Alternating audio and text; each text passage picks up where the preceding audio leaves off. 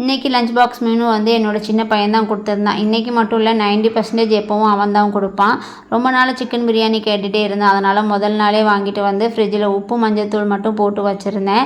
First chicken biryani பண்ணுறதுக்கு எண்ணெயும் கொஞ்சமாக நெய் சேர்த்துட்டு வெங்காயம் நல்லா ஸ்லைஸாக கட் பண்ணி நல்லா கருக வதக்குனதுக்கப்புறம் தக்காளி, இஞ்சி பூண்டு பேஸ்ட்டு, மஞ்சள் தூள், பிரியாணி மசாலா, தயிர் இதெல்லாம் சேர்த்து நல்லா வதக்குனதுக்கப்புறம் சிக்கனையும் சேர்த்துட்டு நல்லா வதக்கி விடுங்க. அப்புறம் அதிலே தண்ணி பிரிஞ்சு வரும். பாதி குக்கானதுக்கப்புறம் புதினா தழை, கொத்தமல்லி தழை, அப்புறம் ஒரு பாதி லெமன் போட்டு நல்லா பிழிஞ்சதுக்கப்புறம் சைடில் வந்து சாதத்துக்குமே போட்டுட்டேன். அது ஒரு 90% குக் பண்ணி வச்சுக்கோங்க வடித்து.